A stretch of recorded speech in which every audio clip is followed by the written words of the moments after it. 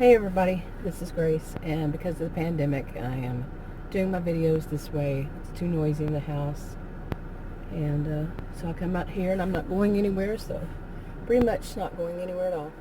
So I do them this way. So anyway, in this video, I want to get to something that I have seen since this pandemic, and especially lately. And it's about, when it comes down to it, it's about attention getting, attention seeking. And people who, basically people who want to get attention, for the attention to be on them. And as some people say, that's kind of a narcissistic behavior, that they're the center of attention, and everybody's looking at them, and that they expect it because of their greatness, that they're so wonderful, and they expect everybody to look up to them, and it's all good attention, positive attention. And they just assume it's going to happen. Now, I'm not a one-size-fits-all kind of person, and I would say that, in many ways that's how it is, that, somebody with narcissistic behaviors. Now, I'm not saying that somebody with the personality disorder, not diagnosing anybody, it's just the behaviors, might seem like someone who does have it, but it's just the behaviors of it. I don't know anybody, like I said, that has narcissistic behaviors, and narcissistic personality disorder, and I don't know anybody with histrionic personality disorder, which is another personality disorder, like cluster B in the DSM, and alongside of borderline personality disorder, that's a cluster B, and also antisocial personality disorder, which some say psychopath and sociopath fall under, and some say they don't. So, but they're associated, or I don't know, some people don't even say a sociopath is associated. Different opinions, that happens. So anyway, so these are people who want to be the center of attention that I'm going to be talking about, and it's going to be narcissistic behavior and histrionic behavior. That's how I have seen the kinds of people I have seen in my life since I was a child. I say that in any video I talk about this, because each video is a separate video, and some people only watch that one video. They're new. So anyway, okay, so now a narcissistic person, the way I've seen it, they want that attention. They think that they're the center of attention. They assume that everybody knows that they're center of attention, and they expect it to all be positive. Now, a histrionic person with histrionic behaviors. I'm not talking about the disorder. Remember that throughout this whole video. I'm not diagnosing, but the histrionic, they don't care if it's negative or positive attention. They don't care. They want that attention on them. At all times. They will do anything, the ones I have seen, to get that attention turned back around on them, even if they have to misbehave, like a little child. They're adults. I'm talking about adults and all this. But they'll misbehave like a little child. They often, both sides of these usually do. The narcissistic, one with narcissistic behaviors and one with histrionic behaviors, they act like children quite often. Stomping their feet. I've seen it literally. Or histrionic pouting, bottom lip pouts, quivering because of not getting her way. Histrionic is not all females, and narcissistic isn't all males. Some seem to think so, but no. Anyway, so the histrionic person, they don't care as long as that attention is on them. Now, some people, they don't understand histrionic. What's the difference really? Now, I'm not an expert on what is the difference, but one of the things I've noticed about histrionic people is how theatrical. Look it up in the DSM. They're very theatrical. I need to bring my little guide out here, my little DSM quick book. I don't know if I have it. I don't. Used to. But anyway, they one of the things that I notice most about, I can just notice, is the way they are so theatrical, so dramatic, so The way they dress is very loud. The way they talk is very loud. They cackle very loud. Instead of laugh, it's cackle. They got to have that tension. Like in a restaurant, I use this example quite often. They're in a restaurant. Well, during the pandemic, they're not. Not many places, and they make sure that everybody in the restaurant knows they exist, because between the way they're dressed, all the bling, the just crazy look, appearance, and usually when they're younger, it's very provocative. When it's older, it's they're trying to look like they're really young, but it's their voice and their cackle, their laugh, real loud, to make people look at them. And they don't care that people are looking at them like, would you please shut up? Other diners, would you please respect other people? No, they don't care about that. It's all about them having attention, negative or positive. Where was I? I got distracted there for a little bit. Okay, and I wanted to move to this part. Now, I've already gone over how they like to get attention and all. Now, that can be in person, but it also can be online. Okay, now you know that people can make videos on many social medias. They can post videos. I don't know how many. I know that they can even upload them to one online platform and put them on another, something else. So I don't know how many different ways. Now imagine these are people, they can write stuff or make videos, and they really want attention during this pandemic. Now, imagine that they come up with stories.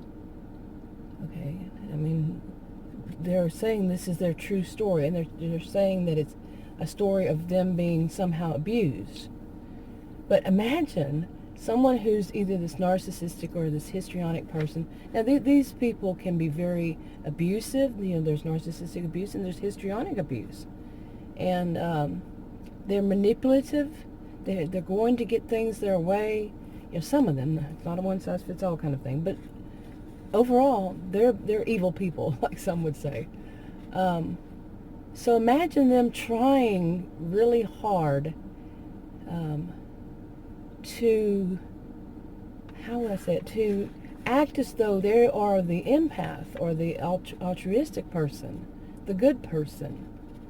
And when they're writing or doing a video, now we all know they play the victim from time to time, but this one is like they're putting the startup from the beginning. I mean, it can happen, and they can fool people, but there are holes in their stories, and things just don't add up right. And I'm curious how many people will often see that there's something just not right about this. Now, as we know, they're often very skilled, and it starts when they're very young. I mean, I know they don't diagnose, as far as I know, anybody who's not an adult with any of these personality disorders. The behavior falls under whatever else. But I've seen some in my 57 years. I've seen them from their childhood knowing that they were bad when they were children, to where as an adults, it stands out. And some were even diagnosed with borderline personality disorder. Anyway, so just go back to this. Their stories don't add up. They have little holes in them. But the only, like they're so skilled from everything else, but the pandemic. This is something they have not experienced. None of us have, unless you're, 100 and something? Yeah. We haven't experienced a pandemic. So they don't have that experience either. You see? So anything that's connected to it, yeah. Okay. Now, I'm saying this because I have seen this. I've seen this happen. That, they'll tell a story of how they were abused during this pandemic, like a story about dating, okay? During a pandemic. Okay, and that they tell a story, like this is, they were abused by, I'm not talking about like attacked, physically. I'm talking when it's not physical. And that story, yeah, first of all, dating during a pandemic is, from what I understand, I'm not a healthcare professional, but duh, dating during a pandemic, I mean, dating in person. I'm not talking about dating online. I'm talking dating in person, and so are these, the people that, do this. Dating online versus dating in person. You can meet them online, you think you're dating, but to go out and meet somebody in person, somebody you don't know, during a pandemic, first of all, in many places the restaurants are limited, and some of them are closing down the bars. I'm in Texas. Today's July 20, 2020, and the bars have been closed for how long now? And restaurants are limited, and it's just not safe. We're under a mandate for face coverings and masks. You have to wear them. But it's just not not safe. So that's one of those things you go, okay, this person's talking about dating in person somebody new during a pandemic. That part right there is sort of like a red flag, like a ding, no, that's not very safe. Then they go on and tell other things about group meetings, people getting together, so it becomes even more suspicious, because you got to think about all the people must be, as they call them these days, COVID-idiots, COVID idiots, to do this. I mean, how during this, especially you're living in the United States, I don't know if any of them say, hey, large groups get together, can get together all they want, but what are the odds that all these other people are taking risks too? They talk about these big groups, this big group, that big, different types of people that are meeting in person. The stories just don't start, these stories just don't, they just don't go right with a pandemic. And I think that's one way to tell, is that they're right now, and this is not anybody's norm. Okay, it's not anybody's norm, so they are kind of, messed up in the head right now, because what do I do? Everything's changed, and I'm used to the same old pattern. I do the same old thing, broken record, same old, throughout all my life, because all the life was, they could just repeat the same pattern. But now, during a pandemic, no can do. Okay, they're not around that many people, so they're going to create stories where they're around that people to get the attention that they want. You see what I'm saying? Okay. Now, certainly we've seen a lot of people be very hedonistic, and you can watch the news and still see replays of it, like people going to the beaches, people going to parties, people going to, whatever they've been doing. And our numbers are here in the United States are boom out of, so high in various places, especially where, I know there are other ones like Florida and Arizona and so forth. Right now, Texas is one. I'm in Texas. So, yeah, it's one. Wow. And I'm in a suburb of Dallas. So, so we can see the people that are very hedonistic. It's all, and we know that. But to have a story that they're saying is current right now, right this moment, just today, just yesterday, and the date is today or yesterday or whatever. It's an attention grab, attention seeking. And why are they doing it? What is the purpose? My experience is, whenever that is, it can just be for attention. It could just be to get the attention. But often down the line, this leads into something like they're going to get money. They're going to sell a product. They're going to somehow, get people to get them money, to help them, whatever. They're looking for money. So now during a pandemic, they're trying. But like I said, it's not their norm. It's not anybody's norm. Okay, so how are they going to, it's like they have to quickly learn how can they manipulate the pandemic. Some would say it's pretty obvious, pretty easy, but no, there is so much to their manipulation. It's not just so quickly, so easy. They had a lifetime they developed it.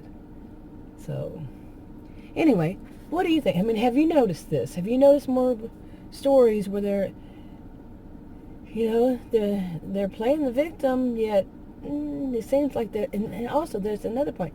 It seems like they are the ones who are victimizing the other person. You know, they're playing the victim when they're not. They're blaming they're actually blaming the actual victim, but they're playing like they're the victim. And that's not new. That is not new. But do you see that more often now? Anyway, I'm going to go ahead and wrap this one up. I'll talk to you on another video. Bye.